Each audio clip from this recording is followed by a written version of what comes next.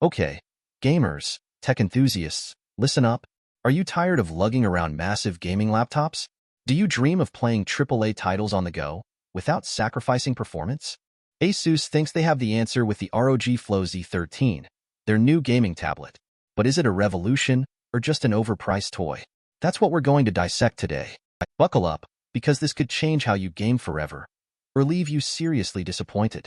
The stakes are high, the claims are bold, and the price tag as well. Let's just say you might need to sell a kidney. We're going to dive deep into the Z13 and see if it lives up to the hype. I'm talking real-world performance, the good, the bad, and the downright ugly. So, stick around and let's find out if this is the future of mobile gaming or just a really expensive paperweight. Don't forget to hit that like button if you're excited to see what this thing can do. So, what exactly is the Asus ROG Flow Z13? It's a 13-inch gaming tablet that aims to bridge the gap between the Steam Deck and a full-fledged gaming laptop. Now, the model I tested was a pre-production unit, but the final hardware is available for pre-order, starting at a hefty $2,099.99. That's $100 more than originally announced, ouch!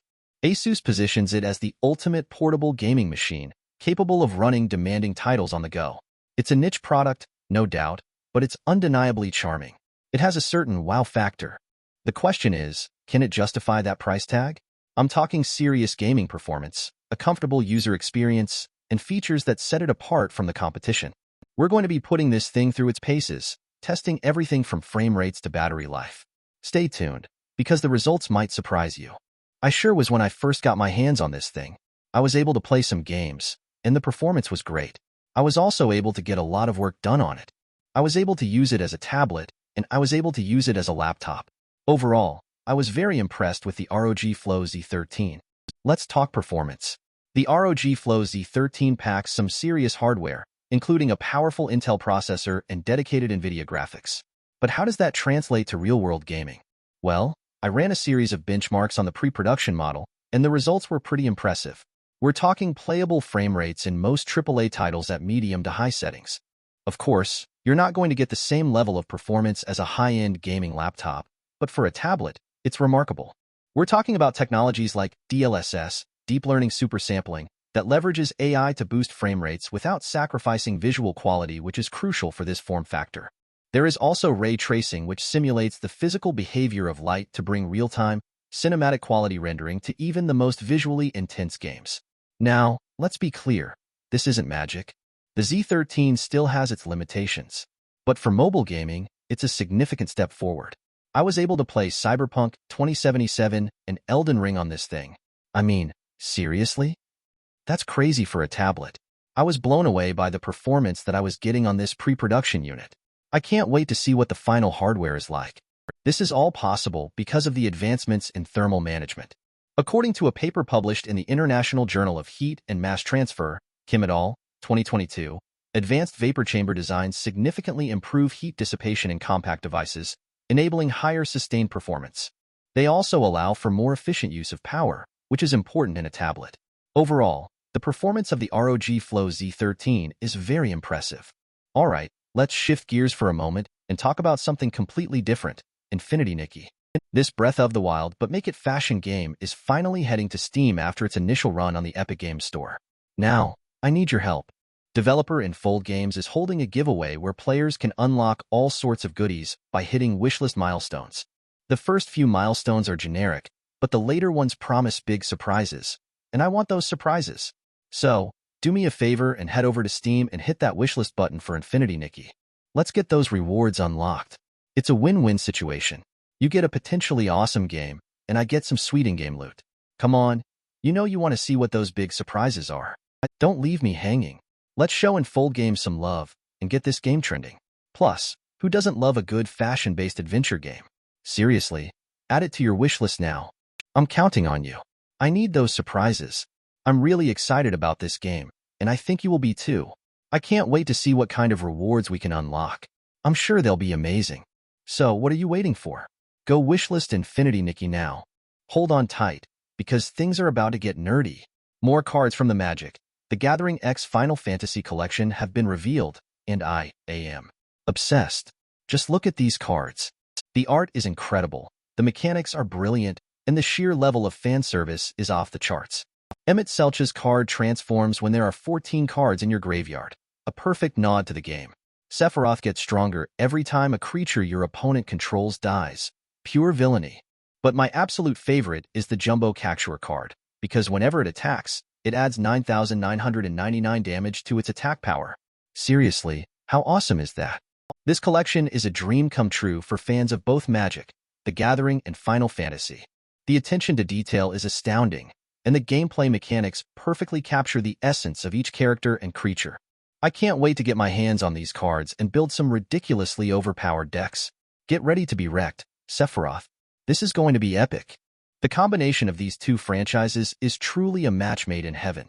I'm so excited to see what other cards they reveal. I'm sure they'll be just as amazing as the ones we've seen so far.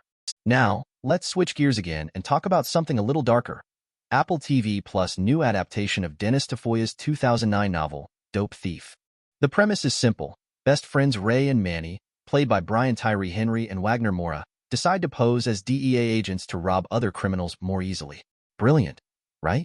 Well, the trailer suggests that things go sideways pretty quickly. But the show looks like it might scratch that Breaking Bad itch for Apple TV Plus subscribers when it debuts on March 14th. The dynamic between Henry and Moura seems compelling, and the gritty realism of the story is definitely appealing. But the show also serves as a reminder that cop cosplay is never a good idea. Seriously, don't try this at home. The consequences can be unpleasant. I'm looking forward to seeing how this show unfolds, and whether Ray and Manny can actually pull off their audacious plan. Or will they end up paying the ultimate price? We'll have to wait and see. But one thing's for sure, this show is going to be a wild ride. The trailer is very well shot, and the acting looks top-notch. I have a feeling that this show is going to be a hit.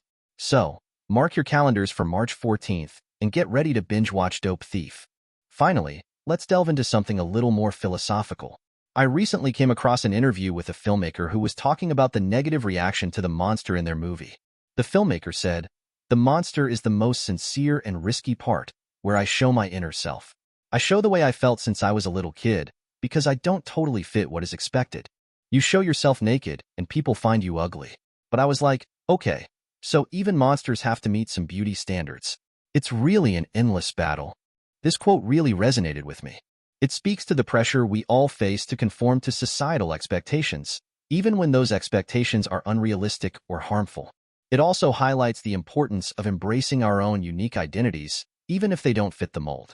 The filmmaker's experience is a powerful reminder that true beauty comes from within, and that we shouldn't let anyone tell us that we're not good enough.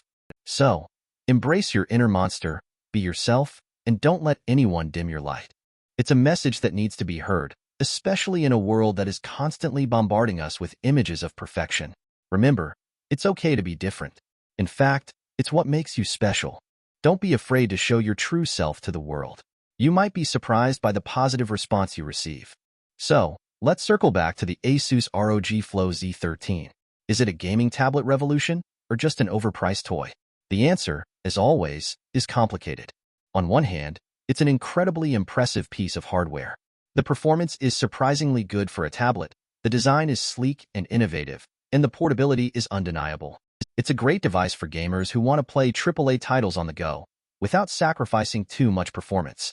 On the other hand, the price is extremely high. At $2,099.99, it's more expensive than many gaming laptops. And while the performance is good for a tablet, it's still not on par with a dedicated gaming machine. It's also worth noting that the pre-production model I tested had a few minor issues, such as some occasional screen flickering. But the final hardware is probably better. Ultimately, whether or not the ROG Flow Z13 is worth the money depends on your individual needs and priorities.